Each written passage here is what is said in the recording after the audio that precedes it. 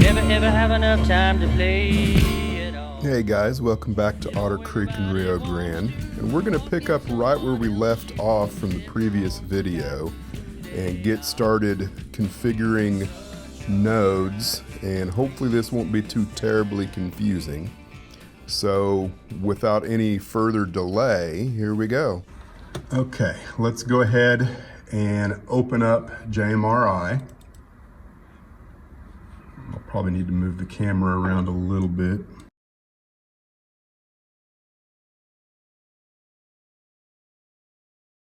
Okay, here's the Open LCB network tree, and this is showing every node on the layout at the moment. This first one at the top that doesn't have a name, that's the Raspberry Pi. And I don't know if you can change the name of that or not. I've never tried before, it doesn't really matter. But down here, these two that are not named are my two newest nodes for Maroon Creek. So I'm going to go into Open Configuration Dialog, and I always double click and I don't need to.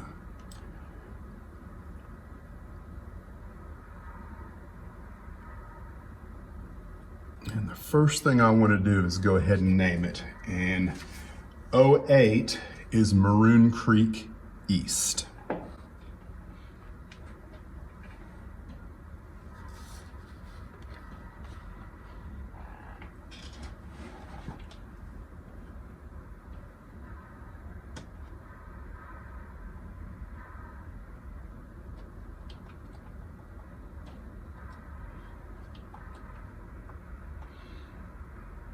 Okay, I've got these named and a brief description, and I may go in and adjust that later on, but this is where we're going to do everything.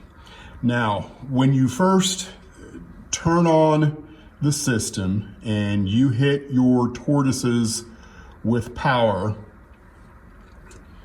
all of them are going to throw to the direction that they're currently wired to at the low setting. And I'm not an electrician, so I don't really understand, but you've got a low voltage and a high voltage. And right now, every turnout is thrown in association with the low voltage. So one of the first things I do is before I do any configuration is I go and I look at every turnout. And I write down where it's at in association with that low voltage. So A1 is the non-diverging route, A2 is the right-hand side of the Y, A3 is a diverging, A4 normal, A5 normal, A6 diverging, A7 is diverging. However, the normal route takes you through to the spurs, so we might want that A7, to be configured to normally diverging. And then A8, I didn't write down. What is A8? A8 is also normal. And then I've only got 3 Bs at the moment, and B1 is normal, B2 is diverging, B3 is normal. And this is just something I do to help keep track of things, because what you can do is you can change the polarity. If I want to come in here, we'll go with one that's close to me. We'll go A3 because it's just directly in front of us. You might hear it. We want our power to be steady, and if I turn this to high voltage, then it's going to swap directions. So that's how you can ensure that you kind of know what you're doing. You can manipulate things either way as you configure things and program things to work for you instead of against you.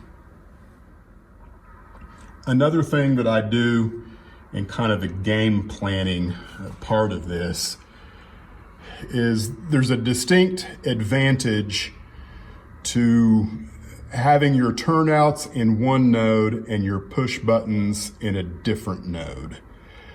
And the reason why is if this particular node right here has your turnouts in it, and where's our other one? And then this node has your push buttons. When you go to copy and pasting things, it just becomes a lot less confusing if you can have line 1 highlighted here and line 1 highlighted there. That way what you're copying and pasting kind of goes straight across, instead of I'm going to copy and paste here and then move to there, paste in here, move back to here. I think it's easier personally to copy and paste from one node into another node. Other people might do it in a different way, but that's how I like to do it. So, writing down on a piece of paper, getting a game plan, if all of my turnouts are in Tower West, 1 through 8, at the west end of town, if I make push buttons, the bulk of them inside Tower East on the other end of town, then I can copy and paste back and forth. The only disadvantage that I can see in maybe doing this is you might end up with a longer ribbon cable. I just lost power for some strange reason. I wonder if that's why all the lights are burnt out on my locomotives. All right, we're back, and what I'm going to do right now is go ahead and configure line 1 for a Tortoise. And I'm going to do it real quick and then try and come back and briefly explain what I did after the fact.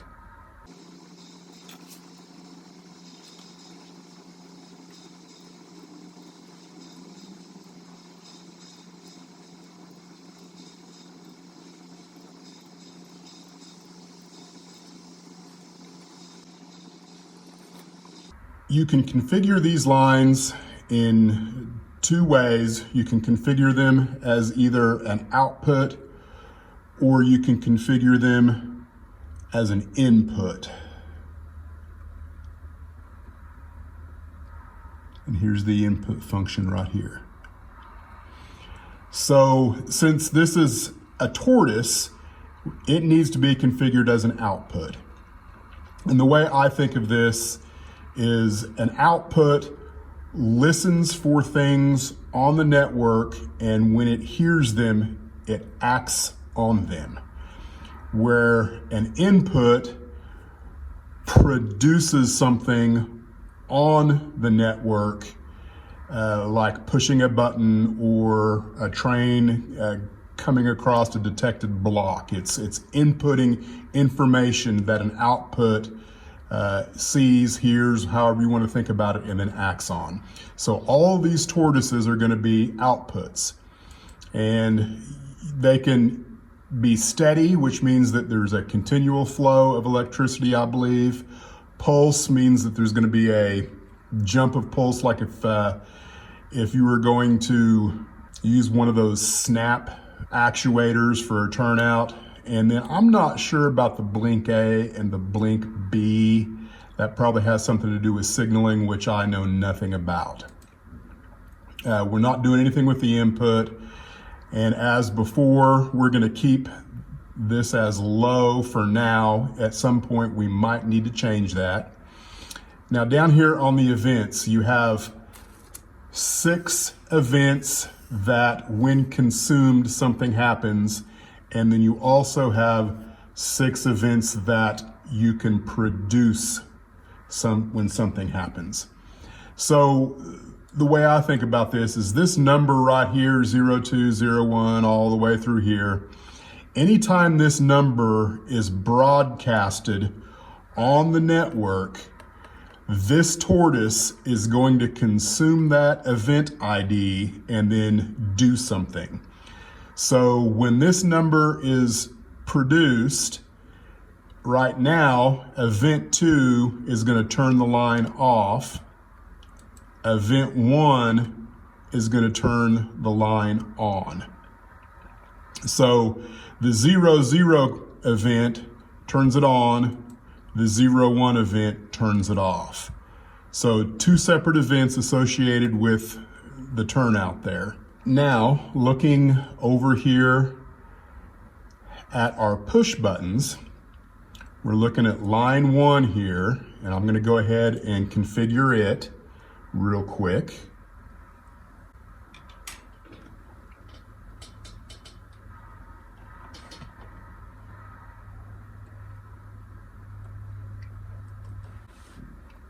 Now there's 2 different ways you can do this.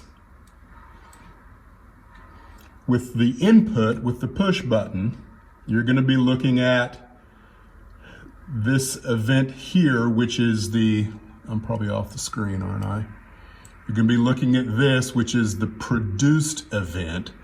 So whenever this number gets broadcasted, your Tortoise will be looking for this number. So what you can do is you can copy this number, the produced event number, and you can put it into the consumed event into the Tortoise. And then, so now when you push your push button, this number is associated with your Tortoise that you just copied and pasted in there, and it will act accordingly. The other way to do it is to copy and paste the consumed event from the Tortoise and put it in the produced event in the push button. And the advantage to that is you can copy and paste this number, the consumed number with the Tortoise, into multiple different push buttons. And I think it's a little more intuitive to do it that way. So that's what I'm going to be doing. I'm going to be copy and pasting the consumed event from the Tortoises into the produced event of the push buttons. Now on the push button, you can see I've changed it to route 1. I've got no output selected.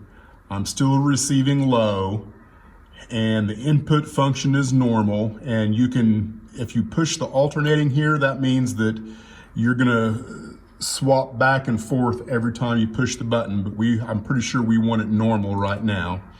And then there's lots of other things down here that are not relevant to what we're doing. And then we're going to be looking at the produced events, which is 06 and 07. Those are the events that we're going to be copying from the Tortoise and putting into here, so that when we push the push button, these 2 events will make things happen. I've gone ahead and configured routes 1 through 4 just to make sure I knew exactly what I was doing and you know, get everything lined out before I tried to do anything on camera. And I did misspeak earlier. It's a better idea, or at least in this situation, it worked better for me to copy and paste the produced event from the push button into the consumed event into the Tortoise. So that's what we're going to do now. And so we're going to configure route 5, which takes us through A3, A4, A2, and A1. One of the things I like to do, you know, when I get started doing this kind of thing is, if you're going to be putting numbers from your push buttons, from your produced events into your consumed items like your Tortoises, generally it's going to take at least 2 events, you know, because you're going to throw left and right on your turnout. So you're going to have an on and an off. So you're going to make use of at least 2 events. I like to go ahead and write down the numbers from the Tortoises for at least the first 2 events. And that way, if you have anything that's, you know, gets confusing later on, you can always go back and see, you know, what was event number 1 that I erased by putting in an event from a different node into it. So, you know, I do that. So these are all the Tortoises, events 1 and 2 from every Tortoise that I have on the layout in Maroon Creek at the moment. So that's just kind of an insurance policy that I like to do. So we're looking now here at Route 5, and went ahead and wrote down and made sure I knew exactly what was going on. Turnout A3 needs an on command, A4 needs an off command, A2 and A1 need an off command.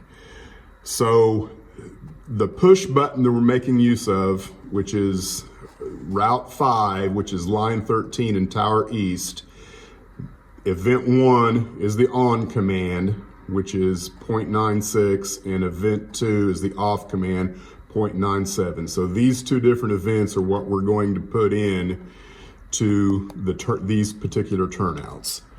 And so I like to go in here, and A3 is on, A4 is off, and all the rest are off. So I like to write those in, and we should be good to go. We just need to go into the node and make it happen. I've got both of the nodes pulled up. This one here on this side is Tower East, and this is Tower West. So down here in the produced event, we've got event 1, which is 96, which is input on, event 2, which is 97, which is input off. So the first one that we're gonna do was A3, and it needs to be on. So we're gonna go over here, and we are dealing with A3, and we can see we've already used A3. You can tell that we've used A3 with all of this other stuff. We've used event 1. We have not used event 2 yet. So that's where we're gonna copy and paste into, where this is the consumed event. So we're going back over here. We're going to copy 96, input on, and we're gonna paste. Make sure I know what I'm doing. We're gonna paste right in here, and this is the on event. So we're gonna write that, and the turnout just fired, and we're gonna write this. Okay, that was A3. So the next turnout is A4, and it's the off event. So you can see, once again, we've used event 1 already. We have not used event 2, so we're gonna paste in here. Now the off event was 97, right? The off event is 97, so I'm just gonna write 97 in there, paste, and it's already off. And the turnout just fired. Now the next turnout is, that was A4, A2 is the next one we're gonna go through. And it's also the off event. We've used event 1, we've used event 2, so here's event 3. And it needs to be 97.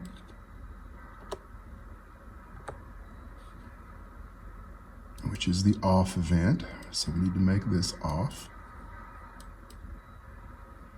Okay, and then we've got one more turnout, which is the A1 turnout. Used, not used, paste. And it is also off.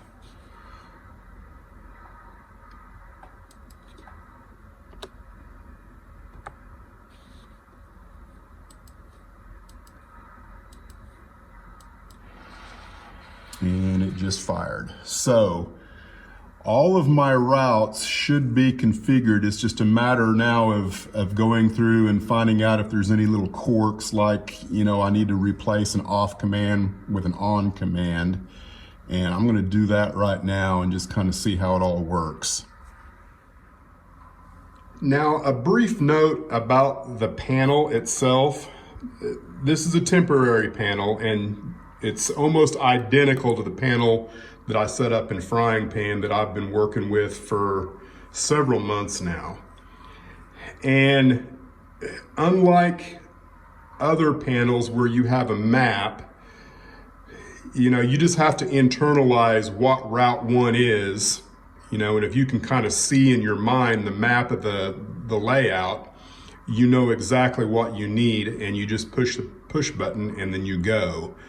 Same thing, if you're going into the mine, you push that push button and it's going to take you there.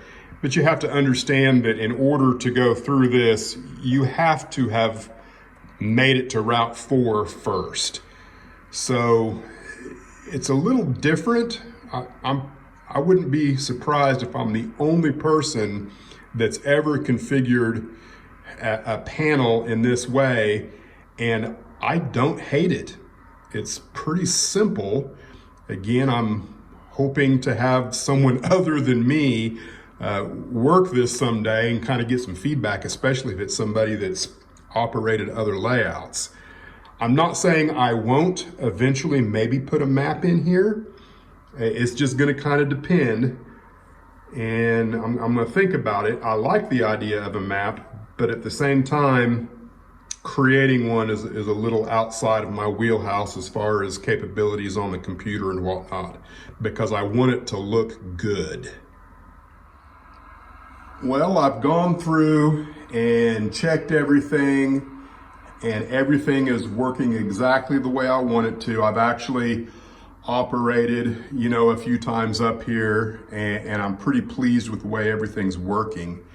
Now, I wish I could tell you that I got everything right the first time and all of my ons were mainline through the straightaway, and all of my offs were taking you off the main line through the diverging route. But the reality is it just doesn't really work that way, or at least I don't know exactly how to make it work that way, because you've got left-hand turnouts and you've got right-hand turnouts. So an off command might mean the same thing with every turnout that's a left-hand turnout that's facing this way. But now if it's facing this way, is it going to be the exact opposite of what you need it to be? And then the same thing exists, with the opposite direction of the turnout.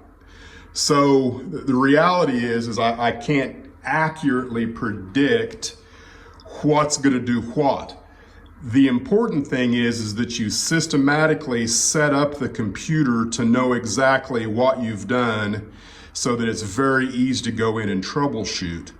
So, the troubleshooting part is real simple. You push the push button for the route you want, and then you go through and you look at the throw out bar at every turnout. When you get to one that's incorrect, you go to the computer, you look at the way it's configured now. If it's configured to an on event, you swap it to the off event, and if you've written it down, you just do what needs to be done and then push your push button, and it will work appropriately, in my experience, every time. It's just a matter of systematically doing it. So I'm going to summarize here at the end and try and do a synopsis. I figure if anyone is actually still watching, they must surely be interested, or I might drop a timestamp in the description just to get people to this one particular place in the video. So we're dealing with LCC. We've got what are called lines, input, output lines.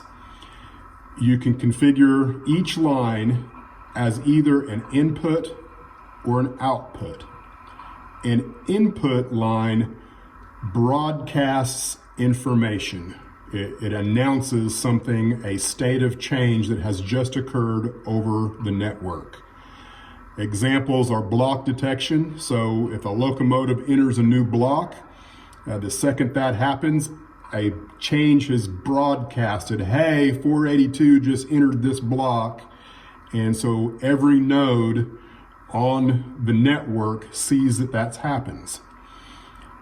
Push button is another example. When you push a push button, you are sending an event ID associated with that push button. Actually, you're sending 6 that gets broadcasted over the network. Okay, those are inputs. Outputs react to a change. So outputs are constantly listening to something to occur so that they can react to it. Turnouts are a good example of an output. LEDs are another good example. They're constantly listening for a state of change so that when it quote unquote hears the state of change, it can react to it.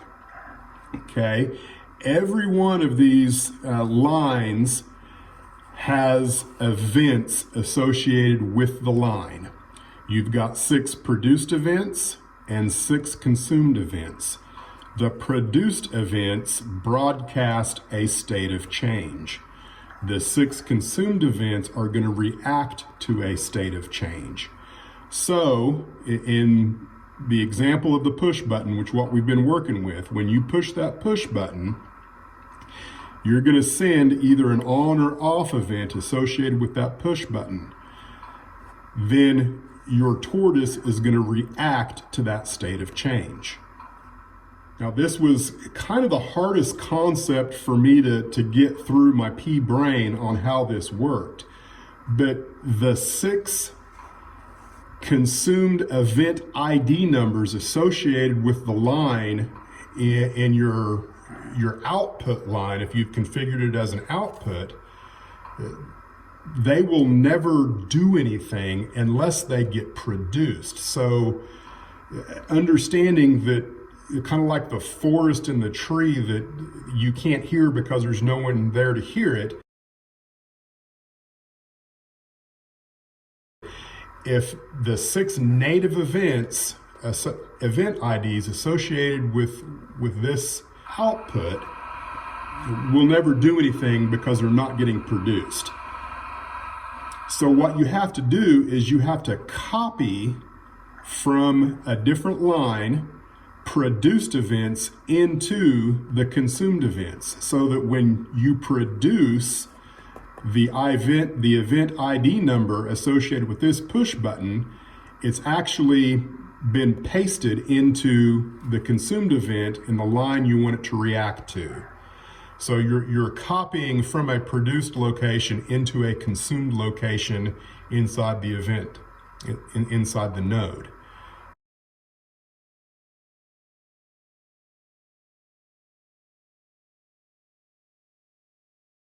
And once you figure that out, it becomes pretty easy. You know, then it's, am I producing an on event? Am I producing an off event? And what is this going to do in association with the on event or the off event? And then finally, you know, if you've configured something as an output like a Tortoise, when that Tortoise actually throws, a state of change just occurred. So it's actually producing 6 events at the exact same time it throws that some other device on your layout can react to, like an LED. So you push your push button, it broadcasts an on event, the Tortoise reacts to the on event, moves, and then produces another event that an LED, configured as an output, reads and reacts to. I hope that maybe clears some things up, or at least gives an overview of kind of what's going on with LCC. All right, guys, that sums it up for this particular video. I hope some of you found it interesting and enlightening, and if not, then well, we'll see you in the future on a different kind of video that maybe is more to your liking.